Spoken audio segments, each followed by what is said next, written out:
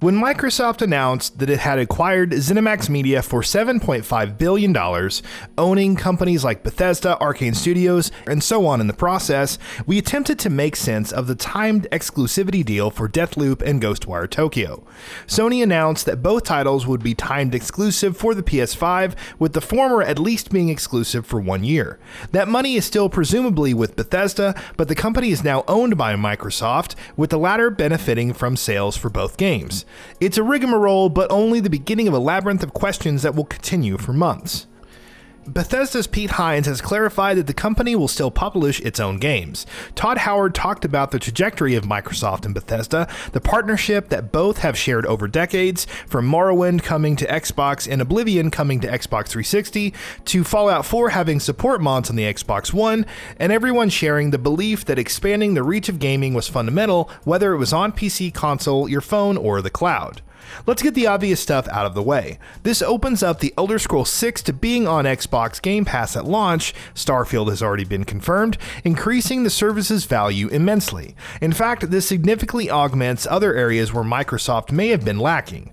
It has several interesting new IPs that it could make new games for, like The Evil Within, Prey, Wolfenstein, and Dishonored. It also has Fallout 76 for something. What's especially more interesting is that Microsoft will honor the timed exclusivity agreement for Deathloop and Ghostwire Tokyo on PS5, but future titles will be on Xbox, PC, and other consoles on a case-by-case basis.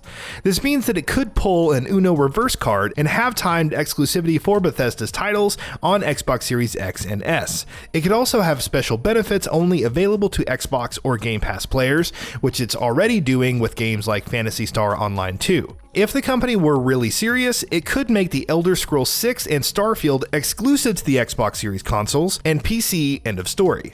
Regardless, the consumer wins and Microsoft wins by default due to owning all of these IPs. The acquisition could also present significant ramifications on the quality of Bethesda titles.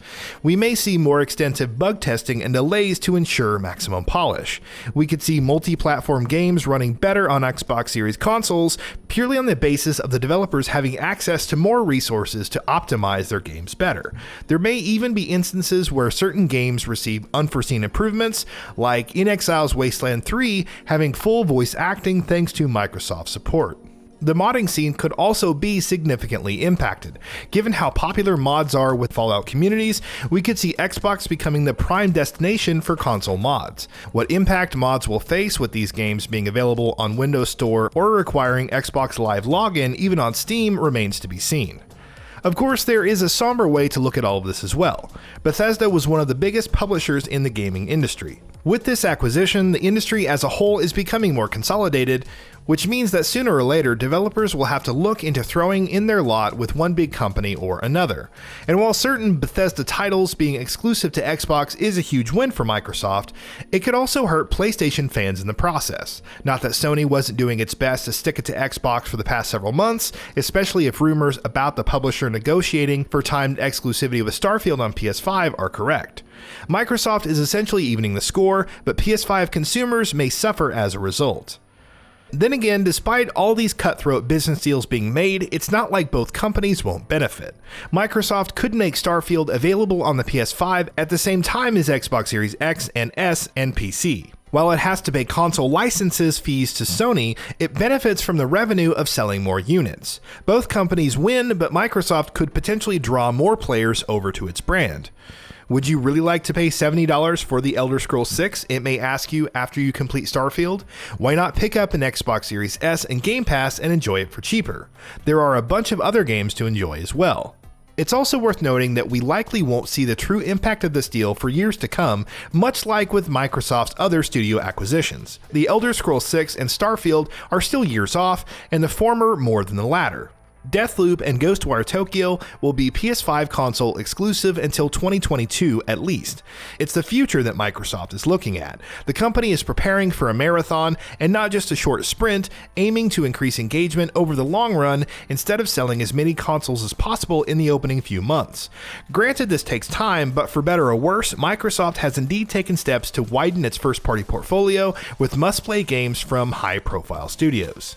Whatever your stance on all of this, it's a given that the industry will never be the same again. But one has to also beg the question. If ZeniMax Media was open to acquisition, who else could be next? Larian Studios to corner the market on Western RPGs? Warner Brothers Interactive Entertainment, which Microsoft was reportedly interested in acquiring and may have done so if parent company Warner Media didn't have second thoughts?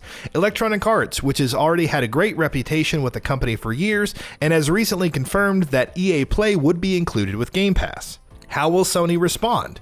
It already has a number of great first-party titles coming and would likely look into picking up more studios. Perhaps it will sign even crazier third-party deals.